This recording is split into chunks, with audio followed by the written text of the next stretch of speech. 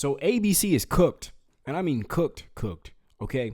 So a letter just came out from an ABC whistleblower exposing that the debate was rigged. Now, we were already saying that, okay? We saw Kamala's earrings and everything like that. She had earpieces in there.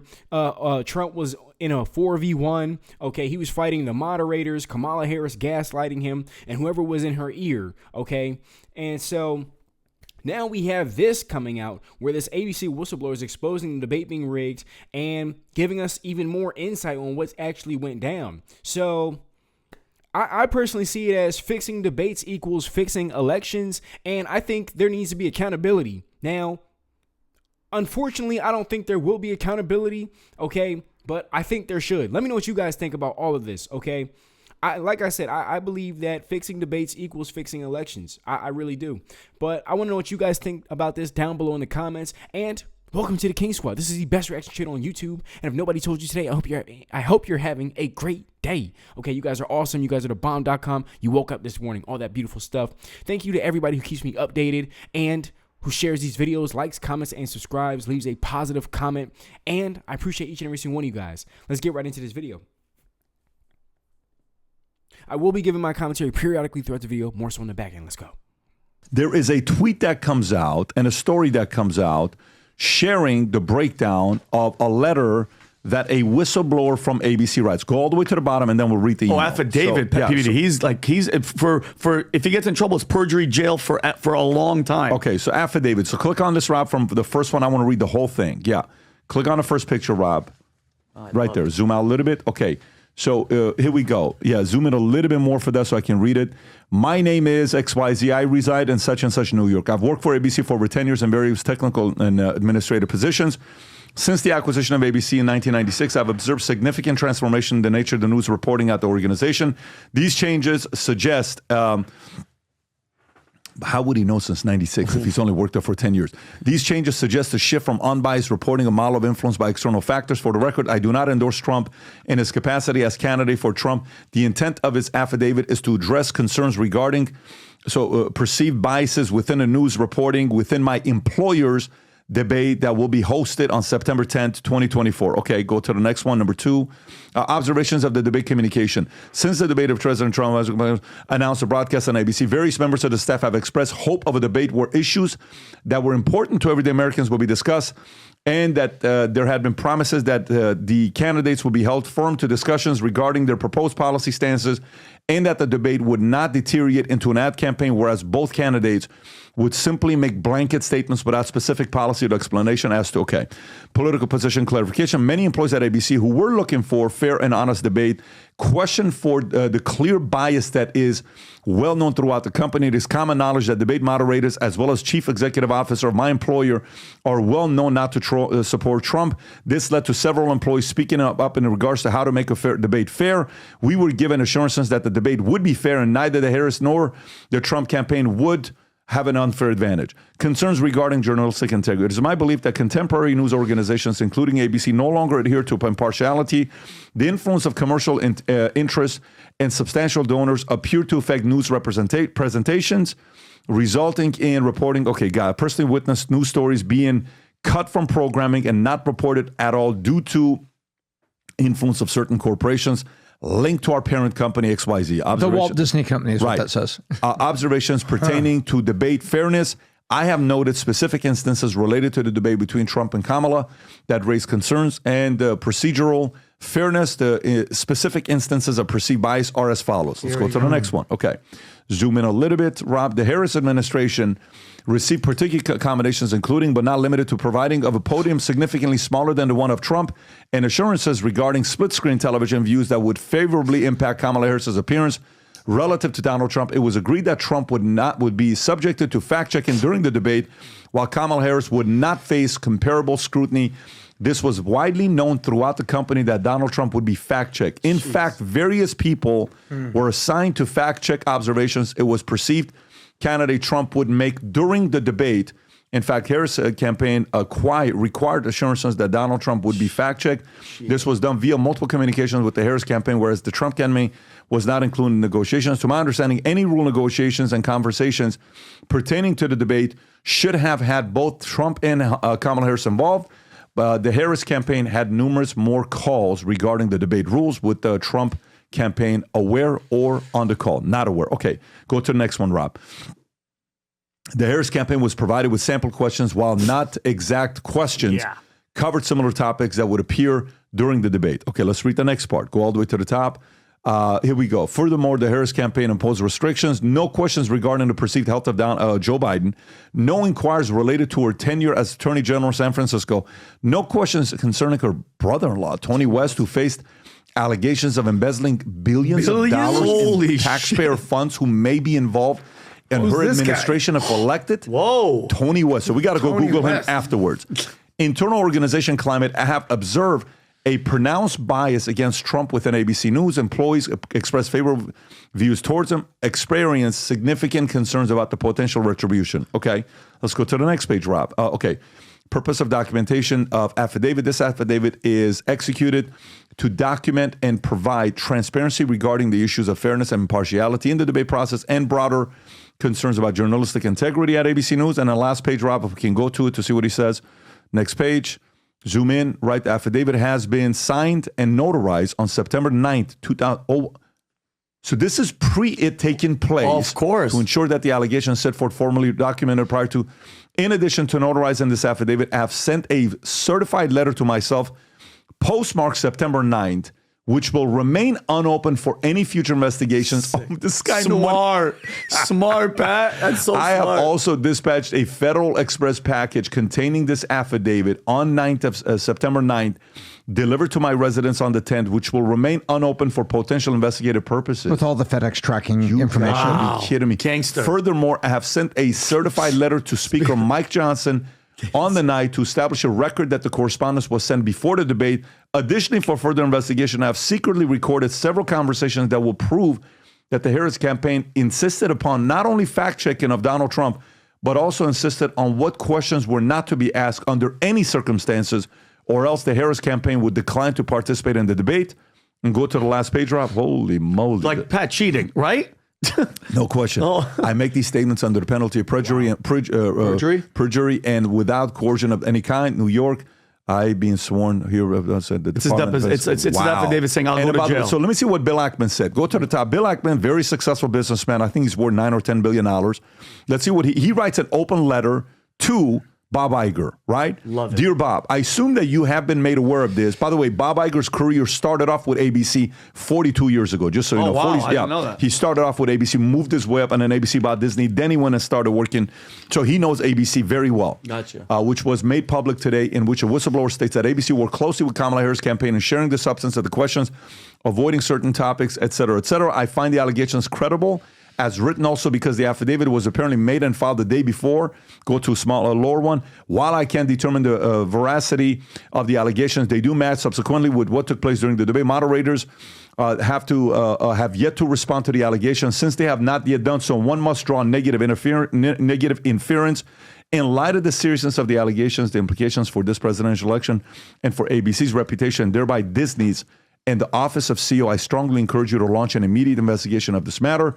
Our democracy demands on transparency, depends on, wow. And look what he did. And then Rob, go to his last one 3 hours ago. PBD, he just go to Bill App and go a little bit lower, Robbie. He goes right there, Pat, right there. Come to think of it, I am going to alert the SEC directly about Disney, ABC, and their misleading response to the whistleblower accusations about the presidential debate. Tom, how do you process all of this? Very well and very poorly. I don't process it poorly. I process this very well, and it really reflects very poorly on the Walt Disney Company and ABC. First of all, what's interesting here is, do you remember the absolute buzzsaw she ran into with Tulsi Gabbard? Yes. What was Tulsi Gabbard talking about? Her record as Attorney General of California, incarcerating mostly African-American men for minor drug charges and utilization of the guys that were in there on lesser charges as labor for the state. Remember, that's what Tulsi went after her. So if you look at this affidavit and then you read the part about, and anything regarding her being Attorney General, don't want to talk about that. Don't want to talk about Joe Biden, the health of Joe Biden, such as Vice President, you worked with Joe Biden. Were you aware of his deterioration? And what did you do about it as a leader in government to protect American people, to ensure that the president was capable? No questions about that. That was the question that she was not been able to ask, and she's been put into the group about that. So when I look at just those two things, those are such obvious questions. Why didn't they get asked? You know, David Muir could have put it any way. You know, people want someone tough on crime. There's a lot of crime in the United States now. You know, you as Attorney General have been open to certain criticism. That is a softball question. That's not like a TMZ below the belt question. That's very, very basic. So the fact that it wasn't in there, I find the affidavit credible, and the recordings is what I think is the shoe to drop. Because I also noted, I haven't seen the full response by David Muir, but David Muir was very careful in the video that I saw, where he said, all of this whining about the debate, who won, who lost, is a lot of noise. I'm moving on. Do you notice in that he doesn't deny any of this? He just says, oh, the noise about the debate and Trump whining about it. But that's the one clip I've seen. I haven't seen the rest or anything written of the response of ABC. But, you know, is ABC going to go out and deny any of this? And then the recordings come out. So I think ABC, if this is all true, is checkmated right now. The only thing they can do is, you know how politicians do the half answers, answer something you want to answer, don't answer the real question. It says, how could you ask that? I've always cared about the American people and the economy when I'm asking about inflation. What did you do about inflation? Why did you do this? That's a ridiculous question. I care about the American people. You know how of course you answer that way, but this way. That's what I felt like ABC did. Oh, the noise is just gripes about who won. There's just gripes about it. There always is going to be gripes about the debate. We need to move on. But David Muir and everything I saw from that interview didn't come out and say, we didn't give her any topics. We didn't agree not to ask those questions. Oh, we forgot to ask those questions, and we didn't do any of this. That's not what they're saying.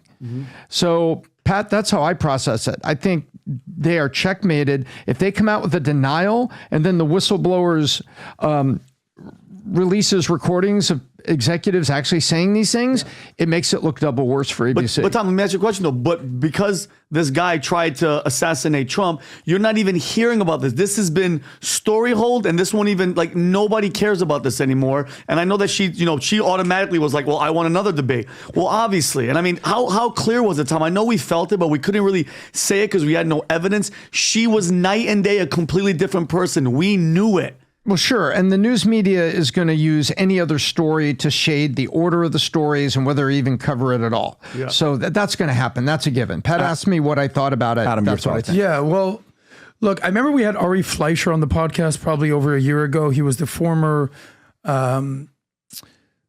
press secretary, exactly, for George W. Bush. He became famous right after 9/11, everything that he did there. And he basically talked about having a mixed media diet. Remember that term about, all right, cool, maybe if you're on the left, you're liberal, get a little more conservative outlets in there and basically mix it up. If you're more conservative, see what the left is saying. That way you sort of have a larger scope of what's going on out there. But there's a thing called the media bias chart. And Rob, I think it's the next one. Trust in media. Then there's the second thing I sent you. It's a media bias chart. And you could just see for yourself where certain channels or networks basically fall on the chart. You have that, Rob? So ABC, where do you think they are on the chart? Of trustworthy? So look, they're just biased. There's left, there's center, there's center right, and there's right. ABC is first on the list of center left. So we know what game that they're already going to play.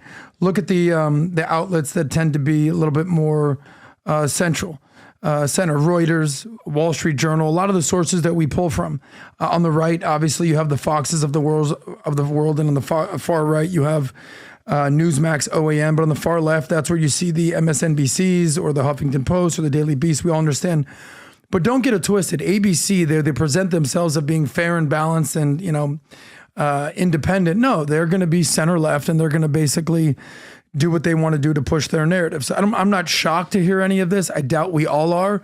You know, call it cheating, call it sort of helping a candidate, whatever, you know, component you want to put on it. But is anybody... It's definitely cheating, and she definitely got a lot of help. And ABC's silence on this speaks volumes. Okay, let's just address that right now. This stuff is ridiculous, and we're fed up. And I really think that was one of the worst things she could possibly do, despite her seemingly more well-versed talking-wise. But I just think it was one of the worst things that you could possibly do, because it just adds more fuel to the fire of frustration. That's why I say that, because the American people are already sick and tired of this nonsense. And then she danced around the questions and just attacked and gaslighted Donald Trump. So that's why I think, you know, it really did more harm than good for even her. Really, some really wicked stuff. But let's get back into the video. What do you guys think about all that with the debate? Anybody shocked to hear that ABC was sort of rooting for Kamala or helping Kamala? This is not about being shocked. Yeah. This is very different than being shocked.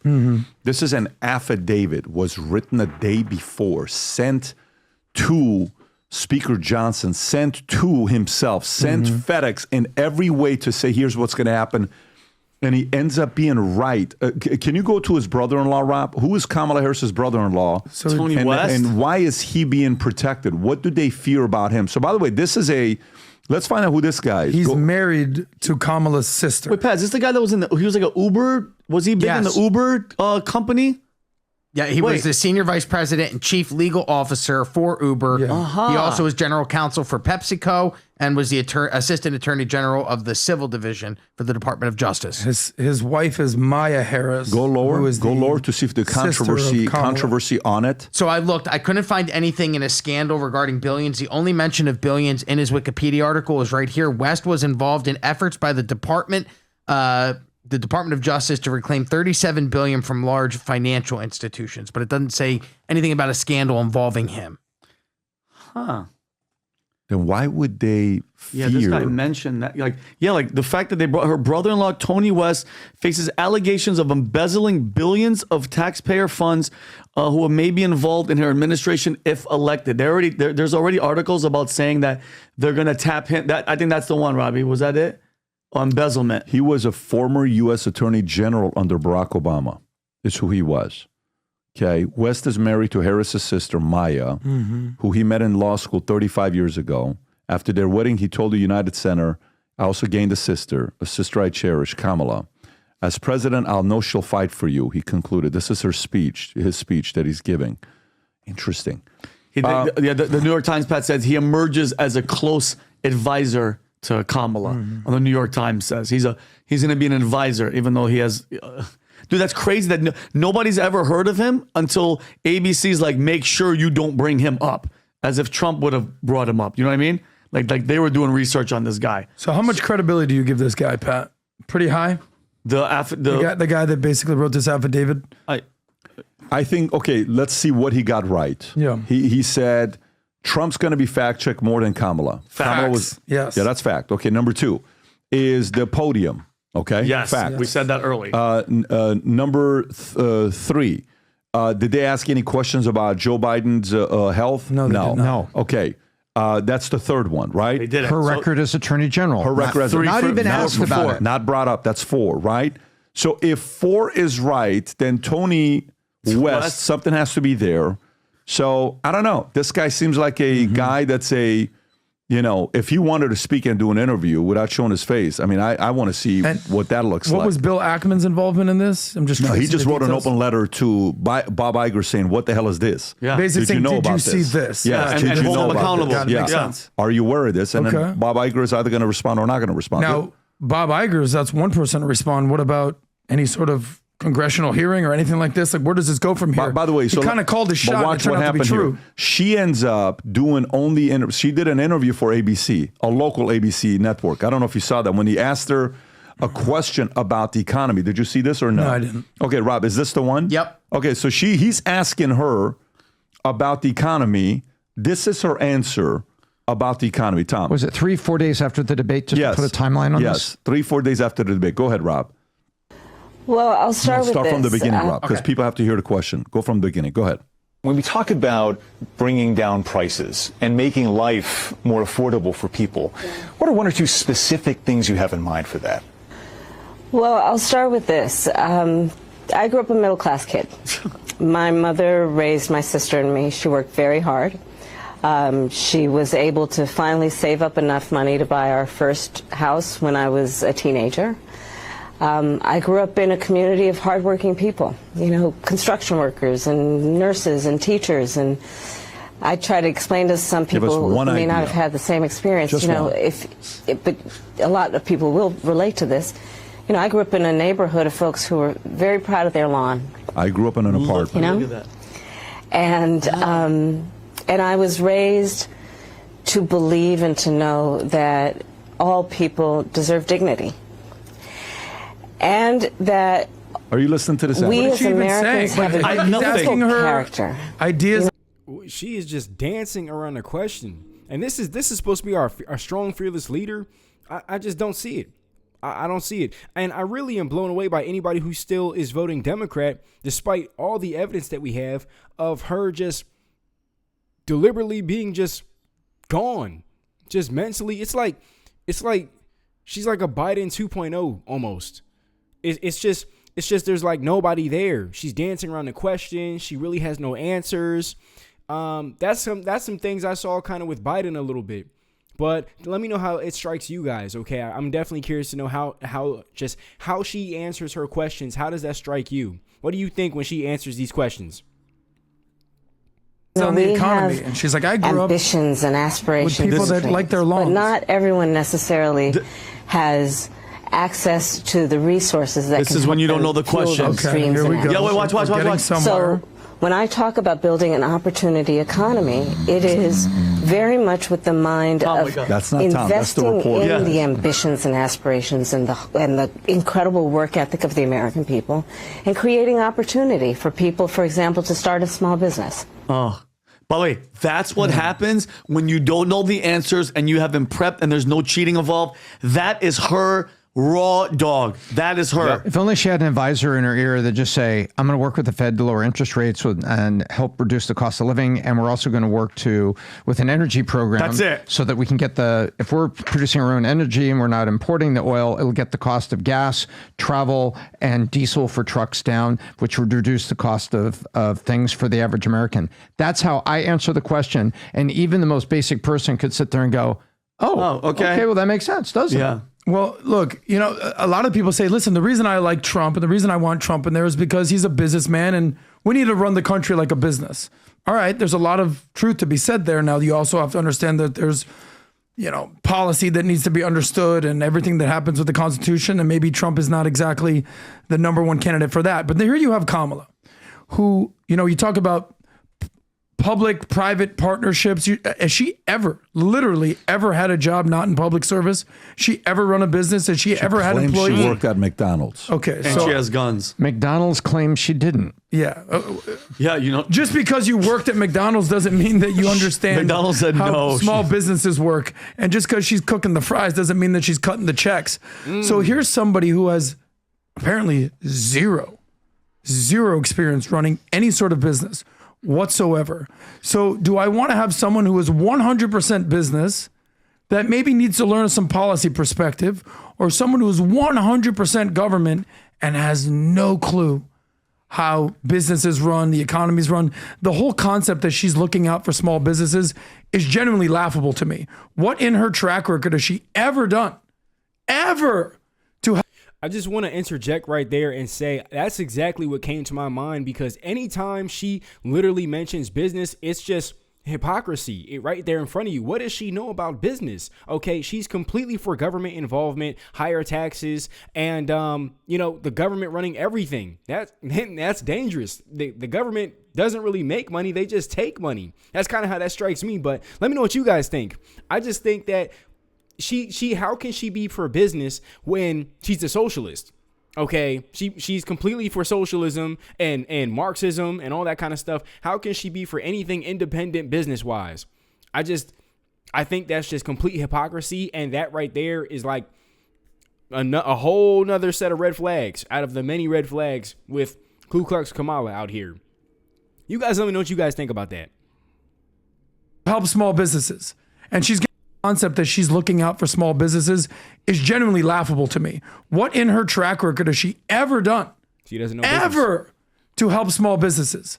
And she's going to go basically, in 2008 when the mortgage crisis and mortgage-backed securities, I helped people figure that out. No, you didn't. What did you do?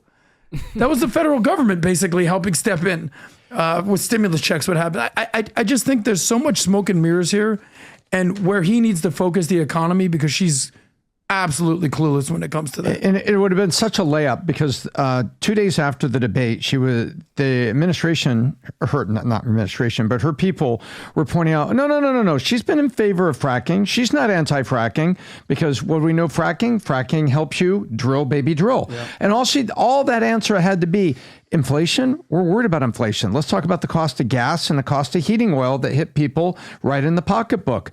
I am in favor of fracking so that we can have more oil and gas drilled here in the United States and get the price down for the American people. That's not a complicated case study. That's a simple answer. And Adam, to your point, why can't she just say that from something her campaign was answering 2 days prior? The reason why I show that is because she went to an ABC network. So the agreement is ABC.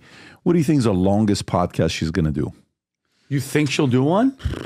What do you think is the longest podcast she'll do? 50. 0. I do not think that she'll sit on a long form podcast at all. No, unless it's like, well, she was on the Breakfast Club. They just laughed and they joke around, and it's absolutely. When was she on the Breakfast Club? Oh, she was on the Breakfast Club a while ago. Okay, but Kamala cannot do a long form podcast and just sit here and answer a bunch of questions. Check yes, check no. She can't do it. Okay, she cannot do it at all. She has no answers. I don't even know if she realizes where she'll be at. Okay. She's just kind of clueless. That's how she strikes me. And I think she's very goofy and aloof. And I really don't believe she's fit to be leader. I really don't believe that she really has foresight. And I think she lacks leadership and all that kind of stuff. And so how is she going to sit on a podcast and have the answers and come up with solutions and all that? I don't really think she's solution oriented, solution minded, anything of the such. She's kind of just in a position that opens the door for her to be possibly the president. And she slept her way to the top. And then on top of that, why would you want to listen to Kamala talk for like 2 hours? Why would you want to, other than to sit here and see, well, I completely disagree with you, but what do you have to say? And just dissect her answers. I wouldn't really listen to her to see if she has solutions. I know she has no solutions. The American people knows she has no solutions. So that's just my thoughts on that. What do you guys think about that? I'm always curious to see what you guys have to say. I'm saying, what is she doing now? I think everything's going to be Joe Biden 2.0, hang out in the basement, scripted, edited. We just said that. Zero, so here's what Stephen A. Smith said. Independent podcast not happening. Yeah. We may put the biggest. Kamala doesn't know money. She doesn't know business. She doesn't know money. She doesn't know leadership. She doesn't know. First of all, she doesn't even care about the American people, and she's made that blatantly clear. Okay. And then for people, there's certain things I can't even say. There's certain things I can't even say. But yeah, she does not care about us. Okay. We are being replaced, and that is their plan. They have their own agendas and government-led focus and all that kind of stuff. And it's like we're being kicked to the curb. Okay. And people are fed up with that. And she could care less. She's like, that's ridiculous. So somebody like that, I definitely don't want to see, lead an entire country. Okay. And she's focused on pushing for war. That's a whole nother mess in itself. So there's many issues that we can address, but let's get on with the video. Election night event together outside of whatever Kamala and Trump is going to do. We're probably going to put the third biggest one there. You're going to want to be there. And it's going to be awesome. It's going to be wild. It's going to be insane. It'll be a lot of fun, creativity, craziness. But here's the thing. To attend it, you're going to have to buy a ticket to. So there we have it for this video. Shout out to Valuetainment. Okay. I pretty much said everything I think about this topic and everything. I'm curious to see what you guys have to say about this. What are your biggest issues when it comes to Kamala? And there are people that, are subscribed and tuned in and everything like that are for Kamala, and we welcome them too, and we welcome their opinions. And why do you guys support Kamala? Okay, what are your thoughts on her leading the country? Why do you choose her over Trump? I encourage everybody to drop their opinions down below. I just ask everybody keep it respectful, all that kind of stuff. I'm curious to see what everybody has to say, okay, because there's a lot of people trying to figure out everything. Me personally, Trump 2024 all the way. That's just what it's gonna be. But yeah, when I think of Kamala personally, I just don't see her recognizing, how to manage money correctly, how to, run businesses properly, how to help small businesses and how to help businesses grow and all this kind of other stuff. She doesn't get that. Trump gets that, okay? So that's why I personally take Trump every time, and there's plenty of other reasons as well, but yeah. Then on top of that, they're trying to create these narratives about Trump and everything while they're actively trying to delete him and delete his ability to run for president and all this other nonsense. So it's very clear what their agendas are out here. But let me know what you guys think about all this, okay? So that's that, and I'll see you guys in the next one. Peace.